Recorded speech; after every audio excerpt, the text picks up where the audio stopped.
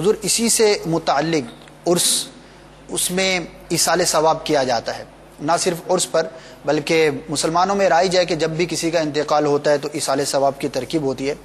تو یہ سوال بعض اوقات پیدا ہوتا ہے کہ یہ ایصال ثواب جو ہم کرتے ہیں فوت شدہ کو، اس کی کیا اصل ہے؟ کیا یہ قرآن و حدیث سے ثابت ہے؟ دیکھیے، ایصال ثواب کا معنی ثواب پہنچانا، عمل کیا اور اپنے عمل کا ثواب دوسرے تک پہنچا دیا جائے۔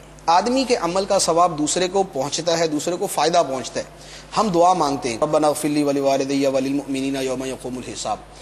اب ہم دعا مانگ رہے، دعا عمل تو ہمارا ہے، ہمارا عمل ہے، لیکن اس کا فائدہ دوسروں کو پہنچ رہا ہے۔ قرآن پاک کے اندر دوسری جگہ ہے ربنا اغفر لنا ولاخواننا الذین سبقونا بالایمان، کہ اے اللہ ہمیں بخش دے اور ہمارے جو ہم سے جو پہلے ایمان لے ان کو بخش دے۔ تو اپنے عمل کا فائدہ دوسرے کو پہنچانا یہ تو قرآن پاک سے ثابت ہے۔ اب بطور خاص جس کو ایصال ثواب کہتے ہیں کہ ہم کوئی عمل کریں اور ہم یہ کہیں کہ میں اپنے عمل کا ثواب دوسرے کو پہنچا رہا ہوں، یوں باقاعدہ کہا جائے تو یہ بھی احادیث مبارکہ سے ثابت ہے۔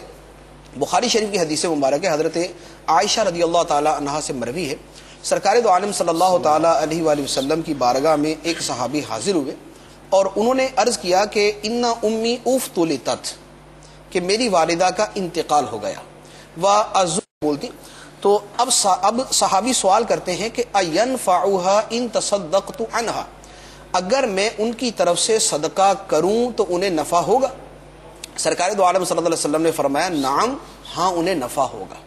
ایک دوسری روایت کے اندر یہی صحابی حضرت سعد بن عبادہ رضی اللہ تعالیٰ عنہ سرکار دو عالم صلی اللہ علیہ وسلم کی بارگاہ میں آئے اور انہوں نے آ کے دوبارہ وہی سوال عرض کیا کہ میری والدہ کا انتقال ہو گیا، تو فَأَيُّ صَدَقَةِ أَفْضَلُ، کون سا صدقہ ہے جو میں ان کی طرف سے کروں تو اس میں زیادہ ثواب ملے گا؟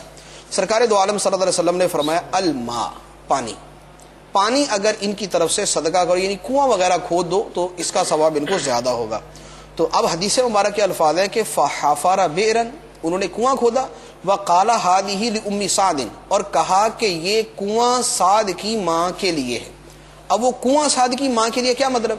پانی تو نہیں پہنچے گا، اس کنویں کا ثواب سعد کی ماں کے لیے ہے۔ تو یوں عمل کرنے کے بعد اس عمل کا ثواب کسی دوسرے کو پہنچا دینا یہ جائز ہے، اور یہ احادیث مبارکہ سے ثابت ہے۔ ایک